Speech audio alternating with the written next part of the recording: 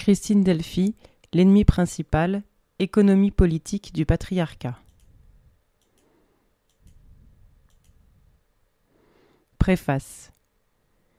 Ce livre en 2 volumes rassemble la plupart des textes théoriques que j'ai écrits depuis 1970 au sujet de ce qu'on appelait jusqu'alors la condition féminine ou la question des femmes, et qu'avec la deuxième vague du mouvement féministe du XXe siècle, j'appelle l'oppression des femmes et la question du patriarcat. L'oppression étant la situation des gens opprimés, les femmes étant le nom que l'on donne à ces opprimés-là, et le patriarcat étant le système sociopolitique qui organise tout cela. J'en étudie non pas les manifestations de forme, qui varient de décennie en décennie, quoiqu'elles soient bien plus stables qu'on ne le pense, mais les structures qui n'évoluent que sur des périodes longues et qui ne changent pas en 28 ans. Dans ce premier volume se trouvent les textes de 1970 à 1978.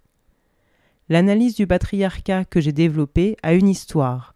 Je suis parvenu à cette conceptualisation en partant de 2 lieux théoriques apparemment sans rapport entre eux, l'étude de la transmission du patrimoine d'une part, et la réponse aux critiques gauchistes du mouvement de libération des femmes d'autre part.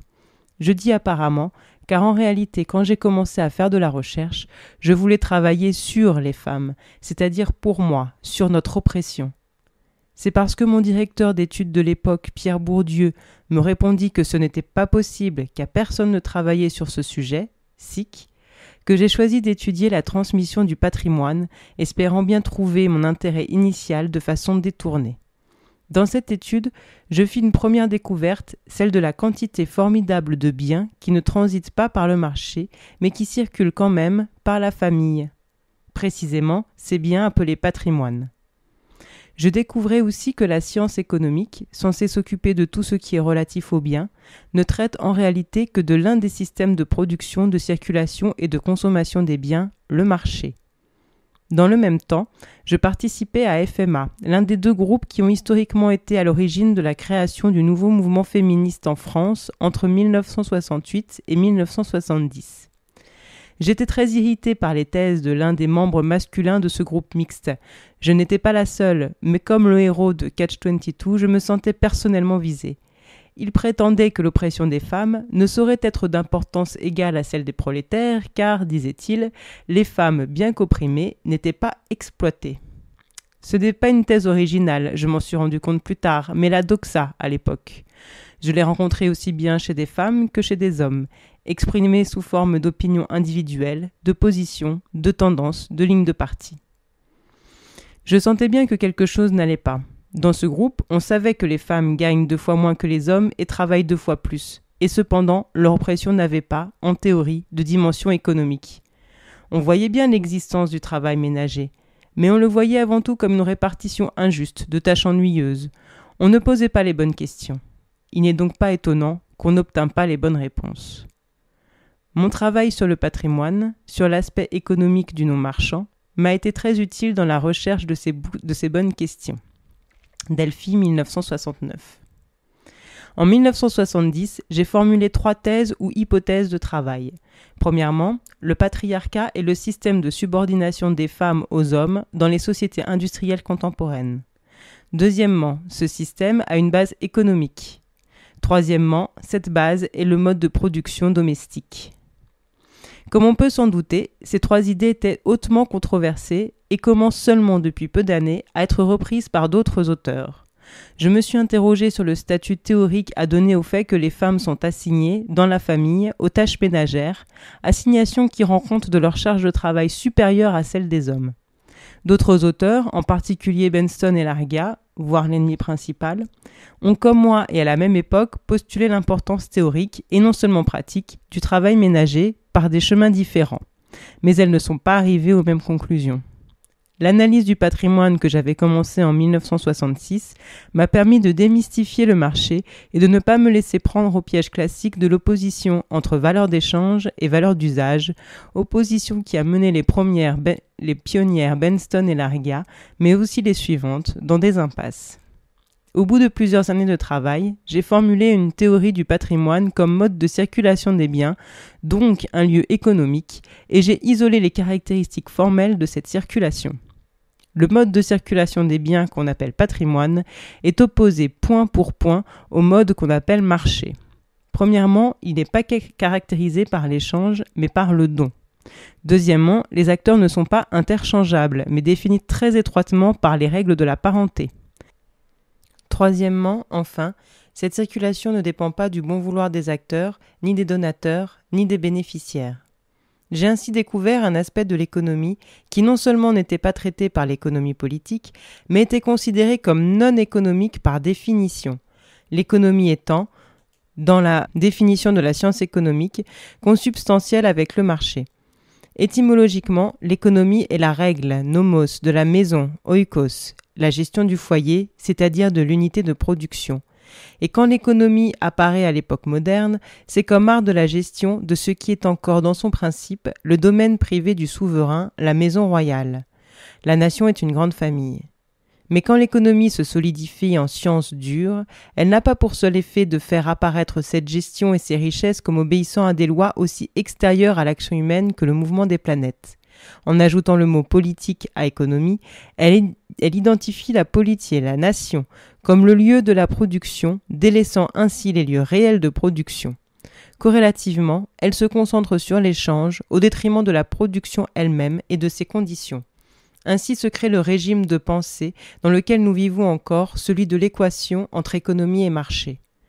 Cette révolution conceptuelle a coïncidé avec une transformation de la façon de concevoir les relations familiales. Les rapports affectifs, qui en faisaient partie, ont été mis au premier plan dans l'idée du mariage et de la famille. Cette idée était prescriptive et elle a eu des effets dans le réel, elle en a toujours. Mais elle était aussi descriptive, non dans le sens qu'elle décrivait vraiment, mais prétendait décrire et qu'elle a ainsi caché, recouvert d'un voile de touchante sentimentalité, Karl Marx, le manifeste communiste, les relations d'intérêt qui subsistaient et subsistent dans la famille. En 1970, quand ce recueil commence, et en 1997, quand j'écris cette préface, nous en sommes là.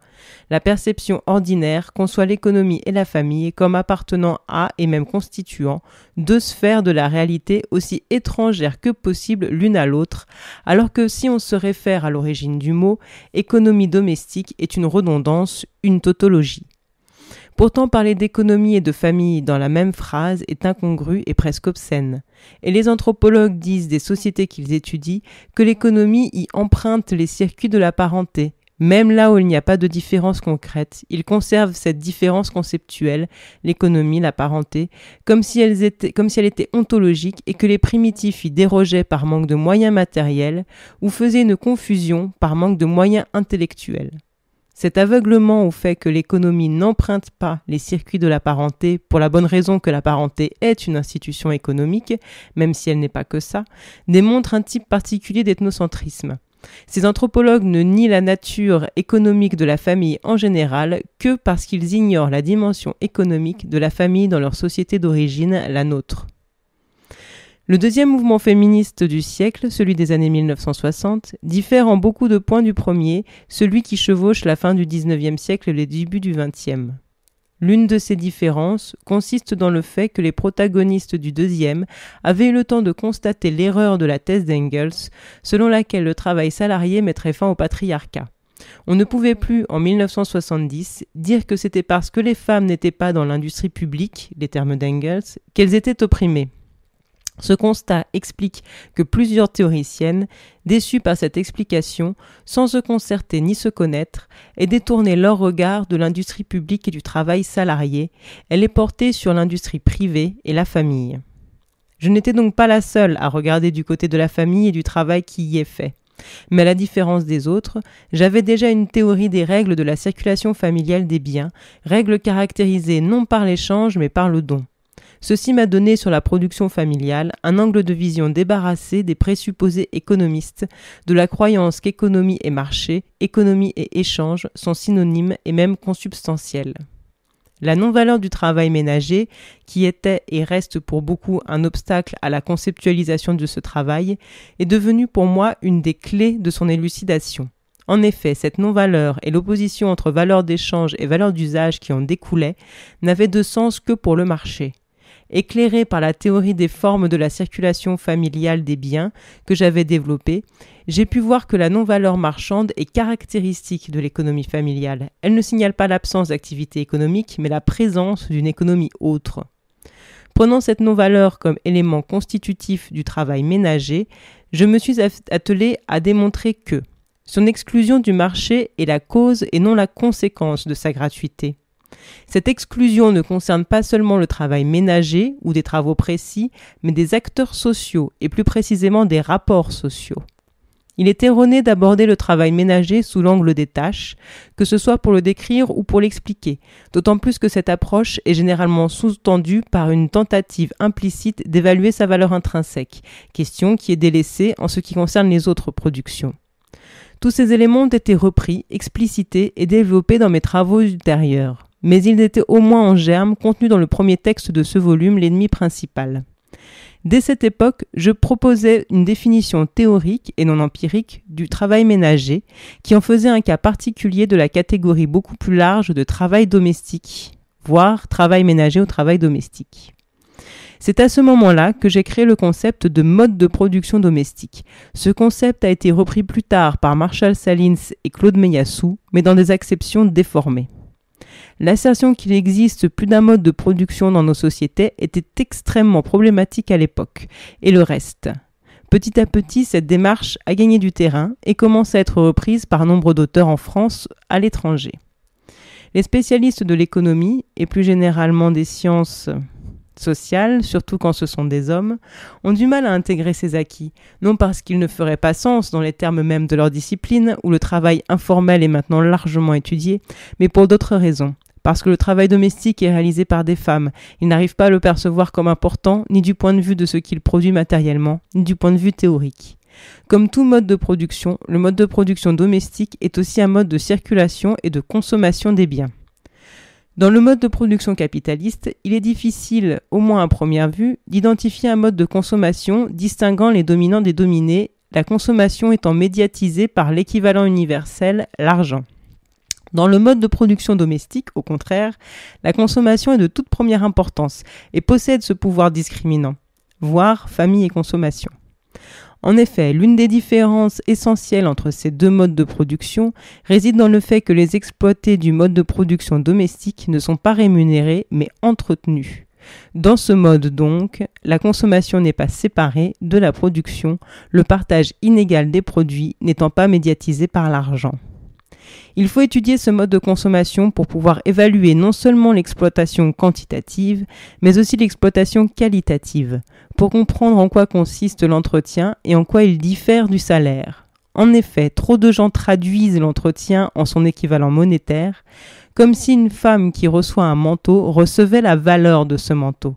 Ce faisant, ils abolissent la distinction cruciale entre salariat et rétribution en nature, distinction qui, indépendamment de la valeur consommée, crée la différence entre consommation libre et consommation non libre.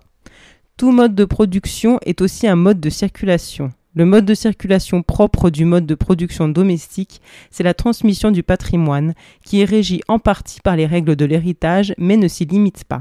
C'est un domaine assez bien étudié dans certains secteurs de nos sociétés, dans le monde agricole en particulier, et complètement ignoré dans les autres.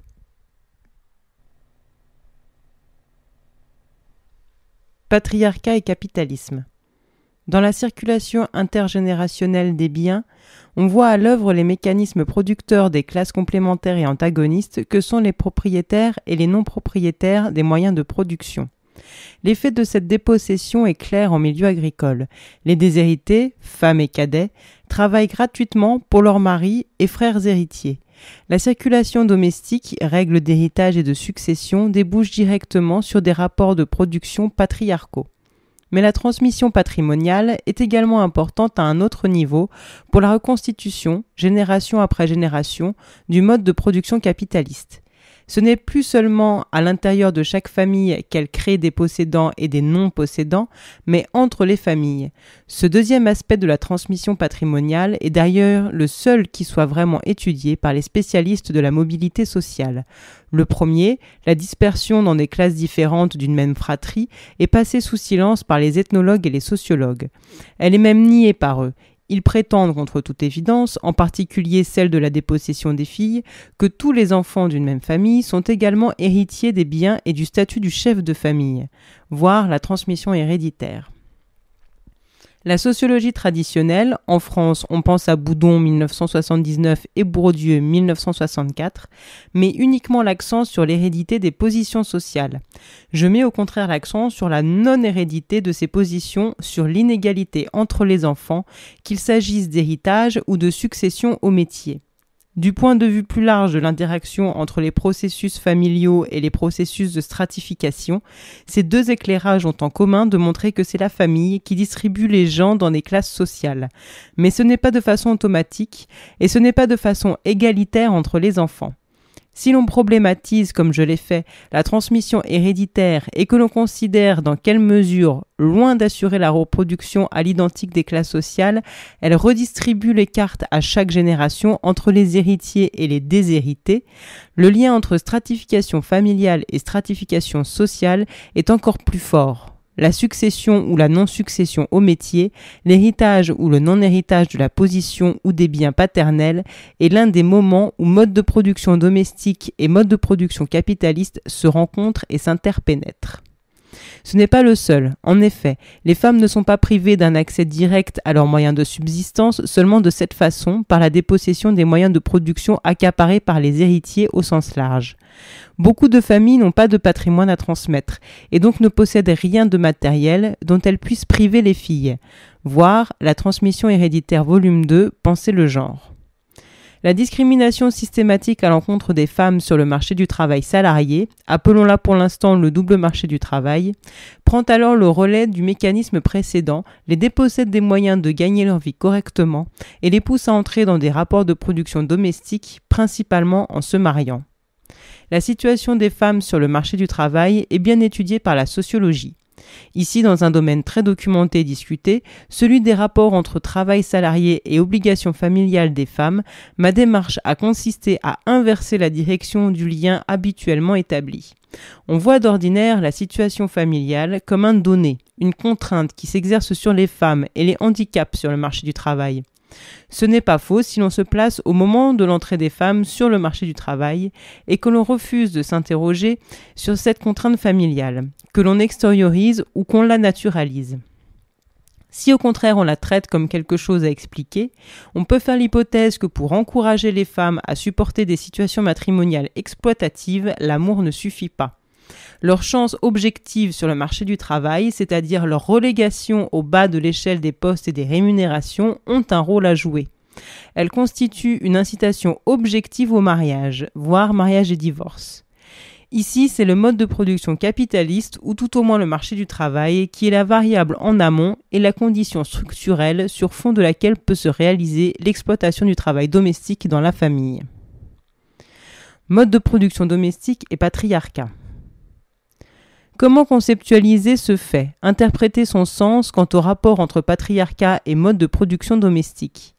Peut-on parler de mécanismes capitalistes au service du mode de production domestique ou doit-on parler de mécanismes patriarcaux à l'œuvre dans le marché du travail, ce que fait par exemple Sylvia Walby 1986-1990 ?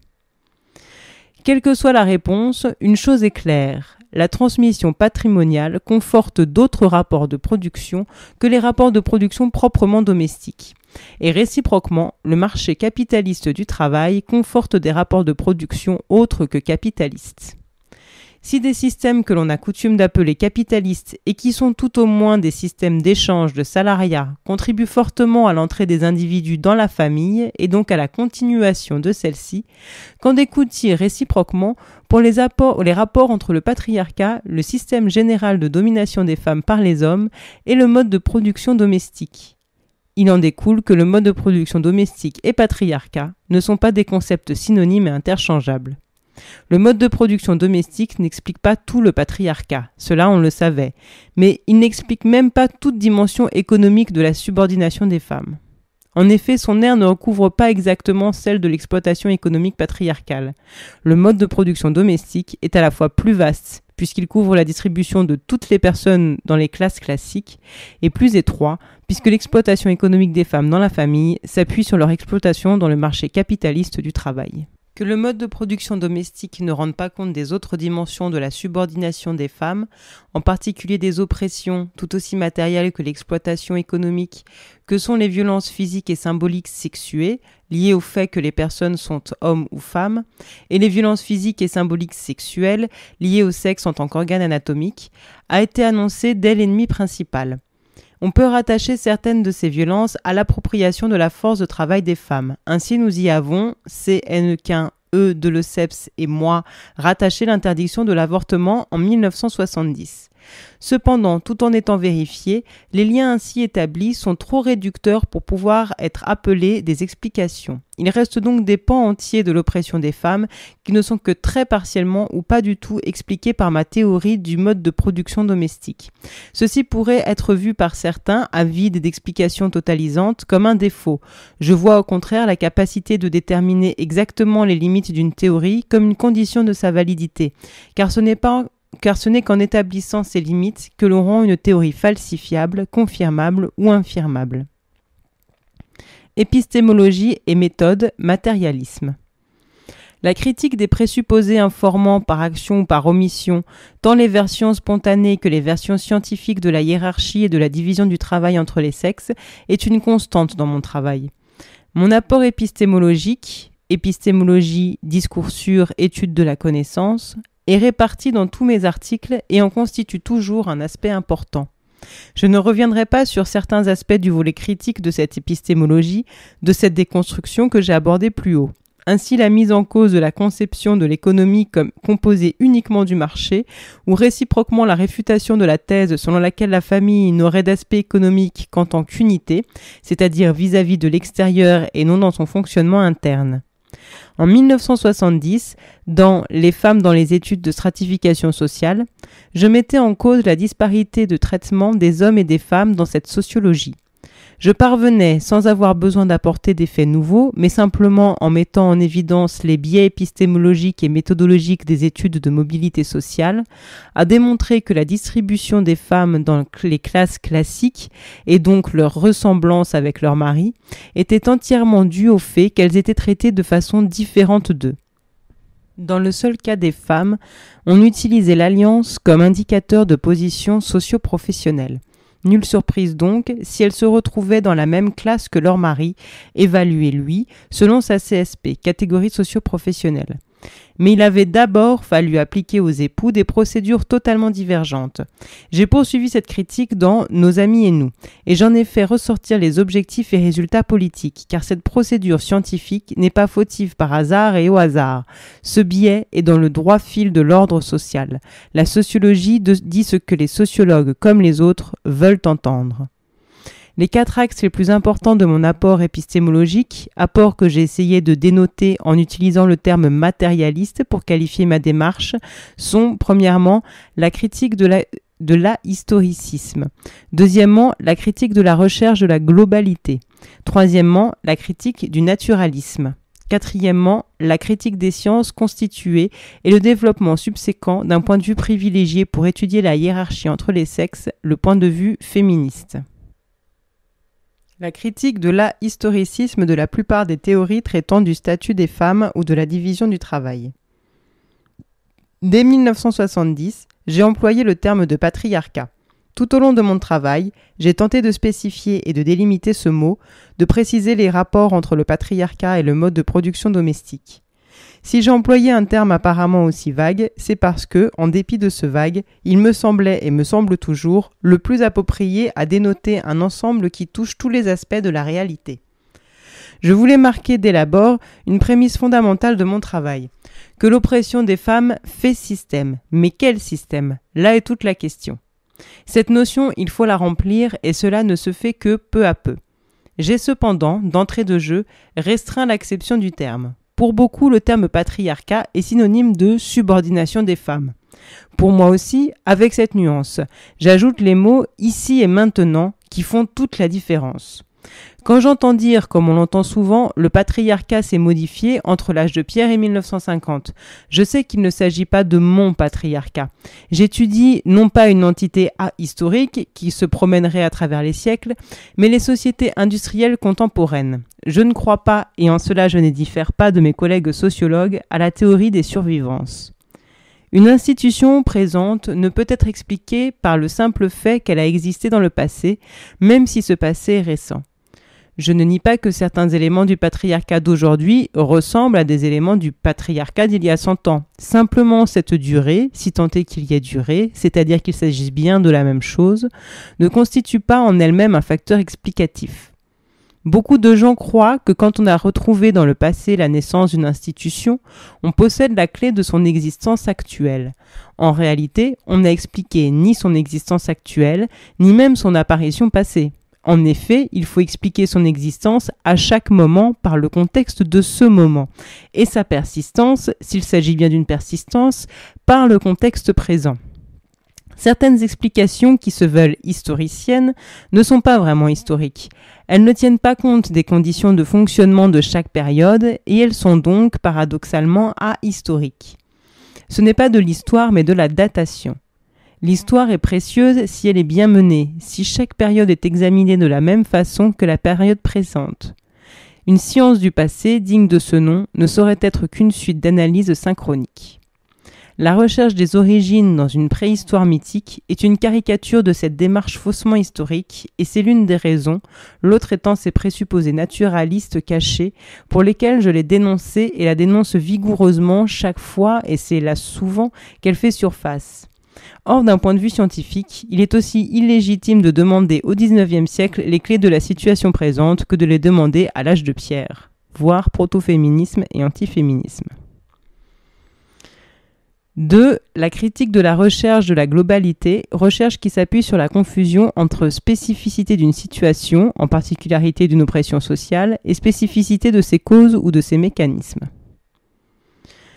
Je me défie des théories qui visent à expliquer d'emblée la totalité, tous les aspects de l'oppression des femmes, ou d'ailleurs de tout autre phénomène de domination, pour 2 raisons.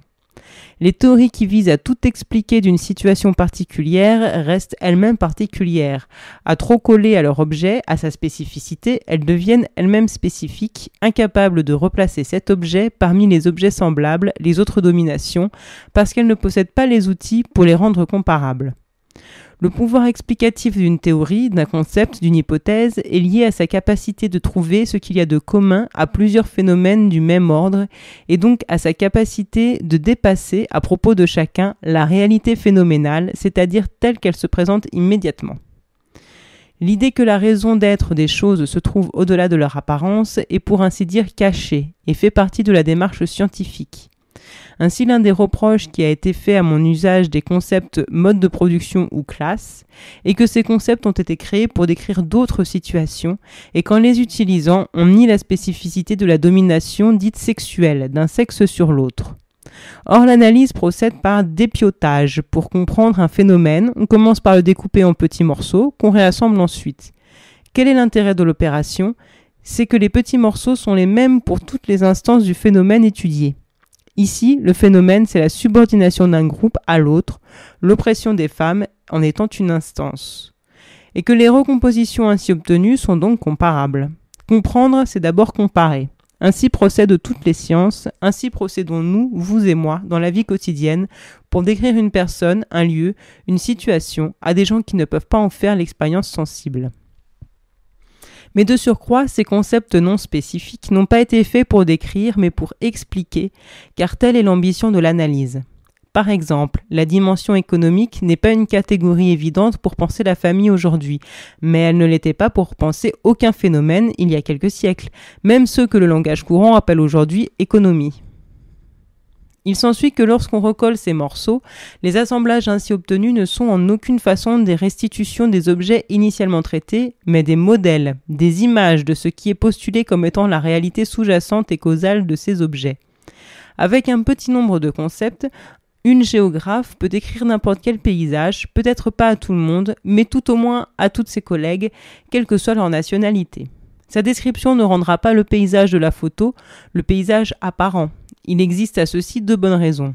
D'une part, les objets premiers ne sont pas eux-mêmes des faits purs, mais la perception immédiate des faits, informée de façon non explicite par une certaine vision du monde. Les interprétations naturelles dont parle Feyerabend en 1979. D'autre part, le paysage apparent, outre qu'il incorpore des éléments idéologiques invisibles à l'œil nu, recèle dans sa version photo des éléments non pertinents pour l'analyse. La couleur du ciel est totalement dénuée de pertinence pour une description géologique. C'est un élément d'adventis. Mais réciproquement, la nature des roches n'est pas pertinente pour d'autres descriptions du paysage. Aussi pourrait-on dire, et on l'a dit, que plus une théorie se veut générale quant à son objet, plus elle a de pouvoir descriptif, mais moins elle a de pouvoir explicatif.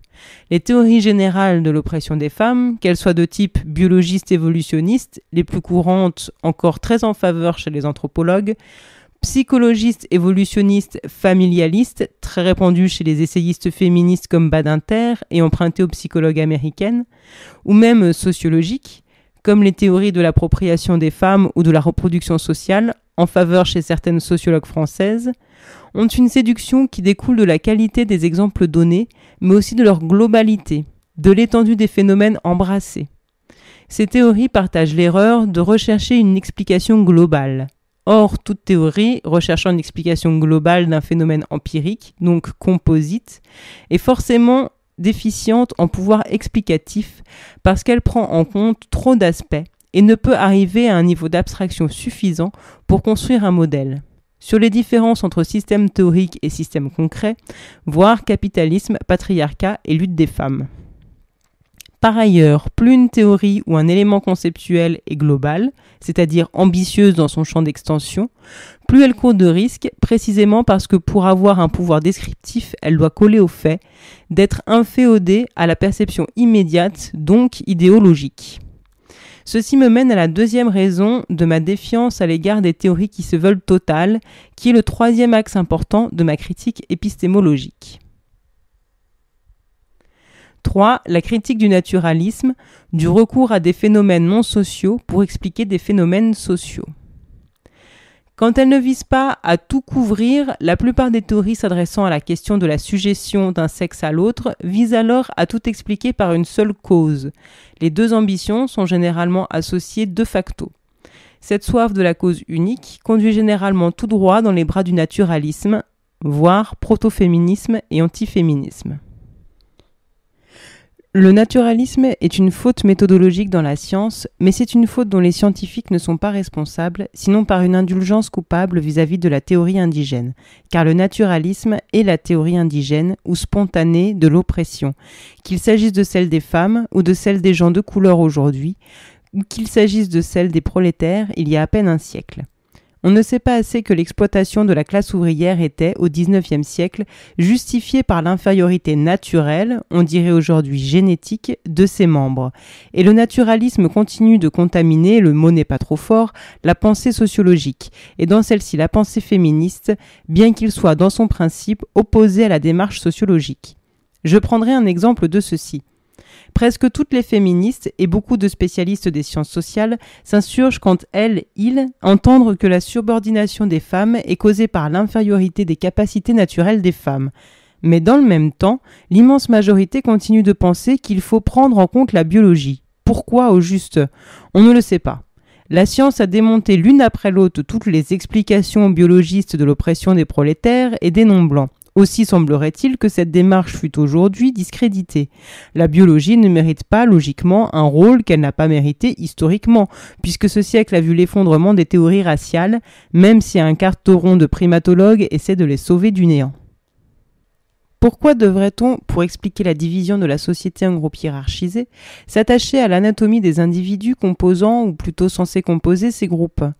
La pertinence de la question, sans même parler de la pertinence des réponses apportées, reste à mes yeux à démontrer.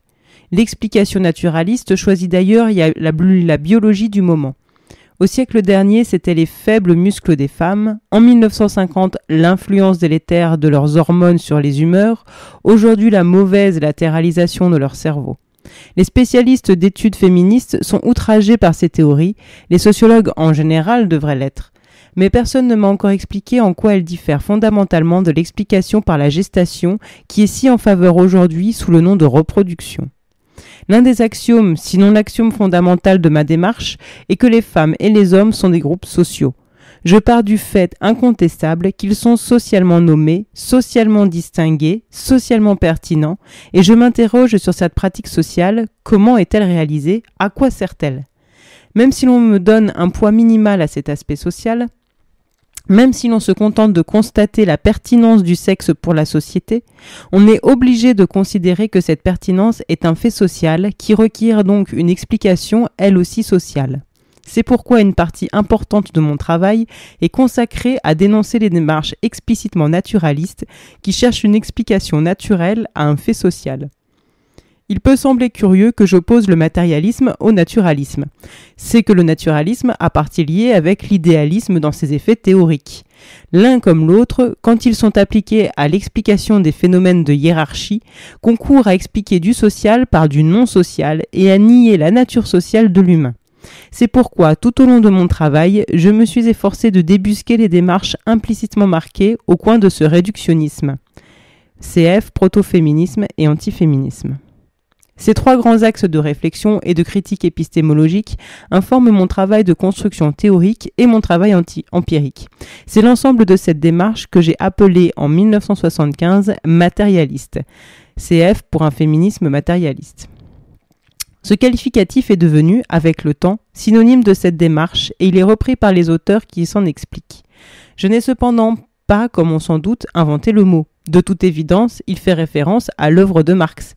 J'utilise le cadre global de l'analyse marxiste, comme il est évident dans l'importance que je donne au mode de production de l'organisation sociale. Cependant, il apparaît aux non-marxistes, mais encore plus aux marxistes, que je me démarque extrêmement de l'analyse précise de Marx et de celle des marxistes contemporains orthodoxes. En effet, je refuse le dogme de la prééminence absolue du mode de production capitaliste sur les autres et plus encore celui de sa solitude. J'ai fait l'hypothèse et la théorie de l'existence d'un autre mode de production. L'emploi du terme matérialiste et non marxiste a donc aussi pour objet d'indiquer que si je garde les grands principes généraux de l'analyse marxiste, j'en récuse les applications particulières, y compris celles de Marx. Ces grands principes m'apparaissent d'ailleurs comme des acquis de la pensée sociologique. On peut discuter, et on en discute, certains aspects de ces principes, comme les notions d'infrastructure et de superstructure, de détermination par l'économique en dernière instance, auxquels je ne souscris pas, cela devrait être clair. En revanche, la plupart des sociologues s'accordent pour penser que pour décrire, même s'ils ne reconnaissent pas leur dette vis-à-vis de l'analyse marxienne, qu'un lien organique dont la direction peut être difficile à préciser dans l'analyse concrète, unit dans toute l'humanité l'organisation sociale, en particulier celle de la production, avec les systèmes de représentation et au-delà avec la culture, au sens large des ethnologues, les façons de faire autant que les façons de voir. Quatrièmement, la critique des sciences constituées et le développement d'un point de vue féministe. Les représentations créées par les sciences font partie de cette culture globale, quoiqu'elles y occupent une place spéciale, privilégiée et paradoxale. Elles sont censées s'opposer aux représentations ordinaires et l'emporter en autorité sur celles-ci. Tel est le statut donné à la science par nos sociétés. C'est un statut doublement historique. Il est limité à la civilisation occidentale et il apparaît très récemment dans son histoire et de façon intéressante à peu près au même moment que les premiers mouvements féministes dans la seconde moitié du XIXe siècle. Or, le regard porté par les scientifiques sur le sexe ne saurait être différent de celui de leur culture. Cependant, il ne suffit pas de dire que les sciences reproduisent la réalité patriarcale parce qu'elles sont censées étudier. Elles créent avec leurs procédures spécifiques et leur champ propre une seconde oppression des femmes, conceptuelle cette fois. On l'a vu avec les femmes dans les études de stratification. Elles redoublent dans leur langage le système de représentation patriarcale vulgaire. La question qui se pose est la suivante. Est-il possible de comprendre le patriarcat dans le cadre des sciences telles qu'elles se sont traditionnellement, historiquement constituées ? Et plus largement, est-il possible à une discipline, à une personne quelconque, d'étudier un phénomène dont elles ne reconnaissent pas l'existence ? Cette question laisse pour l'instant de côté la pratique de la science, les statuts comparés des femmes et des hommes qui la font.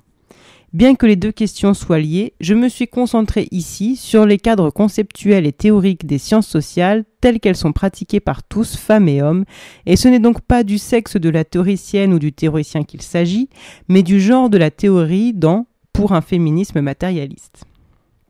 Reprenant de façon systématique les critiques formulées dans mes articles antérieurs, ce travail débouche sur un appel à une révolution féministe dans les sciences sociales, les sciences de la nature étant une question différente. J'y développe une hypothèse sur les rapports entre connaissance et mouvement social, un domaine, ici la condition féminine d'antan, doit, pour pouvoir être appréhendé de façon matérialiste et soustrait au naturalisme et à l'idéalisme du sens commun, d'abord devenir un enjeu de lutte réelle. Cette hypothèse se fonde sur les trois axes décrits plus haut et sur la théorie de la situation de la penseuse-penseur. Depuis que j'ai écrit cet article, mais non parce que je l'ai écrit, cette théorie de la connaissance située, appelée aussi théorie du point de vue, standpoint theory, est devenue extrêmement répandue dans les pays de langue anglaise, Angleterre, États-Unis, Canada, Australie, Nouvelle-Zélande, Inde et Europe du Nord. Tous les livres d'épistémologie féministe et la plus grande partie des livres d'épistémologie des sciences sociales, dont la plupart sont, pour les raisons dites plus haut, en anglais, développent une version ou une autre de la connaissance située. Pour un bilan, voir Harding en 1991. Pour la critique épistémologique féministe en France, voir en particulier Nicole Claude Mathieu en 1991 et Colette Guillaumin en 1992.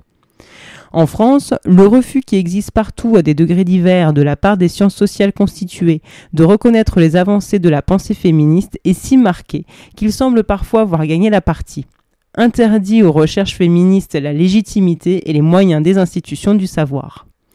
Et si dans le reste du monde, et la théorie de la connaissance située est devenue dominante au point qu'on se demande s'il reste encore des tenants du positivisme, si attaquer le positivisme ce n'est pas attaquer un homme de paille, en France, la situation est inversée. Le positivisme, en prétendant trouver un point d'Archimède, revendique une extériorité par rapport à la société. Traduction en termes laïques de la thèse de l'ubiquité de Dieu, cette prétention de parler de nulle part et donc de partout va de pair avec celle d'exercer un magistère civil. Or, la nouvelle épistémologie, qui n'est en réalité pas nouvelle puisque les premières critiques du positivisme ont un siècle et sont contemporaines du positivisme lui-même, replace les scientifiques et leur production là où ils sont, dans l'histoire et dans la société, à des endroits précis de la hiérarchie sociale. Ce faisant, elle ne fait pas qu'appliquer leurs propres procédures aux sciences et montrer l'incohérence des prétentions à l'extériorité du positivisme. Cela a pour conséquence de relativiser la connaissance et de miner la base des revendications d'autorité, de magistère des scientifiques. Il n'est donc pas surprenant que leur position intenable du positivisme continue d'être tenue en France, et d'ailleurs aussi même si c'est à un moindre degré, puisqu'antiféminisme et adhésion au positivisme ont la même origine, le même enjeu, le pouvoir. C'est sans doute pourquoi bien des premières formulations des critiques du positivisme et des théories situées ne soient pas récentes, le oui en 1985. Le débat n'est toujours pas terminé. Le positivisme continue de ressurgir périodiquement comme une résistance toujours combattue et jamais vaincue jusqu'à présent. Mais ni la science ni le féminisme ne connaissent de frontières et ce n'est pas à un niveau national ni même plurinational que la connaissance s'évalue mais à un niveau mondial. Or au niveau mondial, la révolution féministe dans la connaissance que j'appelais de mes vœux en 1975 s'est produite et se poursuit. La pensée féministe a mis plus d'hypothèses, forgé plus de concepts, construit plus d'objets en 30 ans, à commencer par l'objet oppression des femmes, que le reste des sciences sociales en un siècle. Et les attaques virulentes des représentants des institutions françaises du savoir contre la pensée féministe, voire Delphi, Armango et Jasser en 1994, exhibent les formes typiques des combats d'arrière-garde. Ces représentants montrent qu'ils sont sur la défensive car ils sont obligés, pour contredire le féminisme, d'emprunter certains concepts du féminisme, par exemple celui de genre. Même si on utilise comme synonyme de sexe, comme un terme et non un concept, le seul fait d'avoir prononcé le mot genre a pour conséquence que se trouvent entraînées avec lui dans le discours, volens nolens, toutes les connotations les plus banales mais aussi les plus subversives, comme celles qui en font une des divisions sociales majeures, du genre. Et ainsi, ses adversaires sont entraînés sur le terrain du féminisme, alors même qu'ils prétendent que ni ce terrain ni le féminisme n'ont lieu d'exister ou qualité à parler. Du concept de classe au concept de genre. C'est en tant qu'elle privilège l'histoire, le construit social, l'arbitraire de la culture par rapport à la nature, que je considère l'axiomatique marxiste. Elle me paraît préfigurer et annoncer les écoles que l'on appelle aux États-Unis constructivisme social, dans lesquelles je me reconnais. Je donnerai pour exemple de cette utilité indubitable de certains concepts marxistes, repris par la quasi-totalité des penseurs et des penseuses de la société, mon emploi du terme classe, CF l'ennemi principal et mariage et divorce. Ce terme répond aux nécessités d'analyse décrites plus haut, découpées ou plutôt créées par un regard précis dans un objet lui-même construit, l'oppression des femmes, des petits morceaux ou plus précisément des dimensions non spécifiques comme la dimension économique et plus précisément encore la dimension de l'exploitation économique. Mais le terme de classe n'y répond pas forcément mieux qu'un autre. En revanche, le concept de classe est le seul à ma connaissance qui réponde au moins partiellement aux exigences d'une explication sociale. Il n'est peut-être pas totalement satisfaisant, mais c'est le moins insatisfaisant de tous les concepts employés pour analyser l'oppression. En effet, le terme groupe ne dit rien sur le mode de constitution. On peut penser que ces groupes, le dominant et le dominé, ont chacun une origine sui generis, qu'existant déjà, ils entrent en rapport, un rapport qui, dans un troisième temps, devient caractérisé par la domination. Or, que dit à ce sujet le concept de classe ? Il inverse ce schéma. Il dit que l'on ne peut pas considérer chaque groupe séparément de l'autre, puisqu'ils sont unis par un rapport de domination, ni même les considérer ensemble mais indépendamment de ce rapport. Caractérisant ce rapport comme un rapport d'exploitation économique, le concept de classe met en outre la domination sociale au cœur de l'explication. On peut discuter des mobiles, l'exploitation économique attribuée à cette domination, on peut même les contester ou les changer sans qu'il soit besoin de changer le schéma fondamental. C'est un concept dichotomique et qui de ce fait a ses limitations.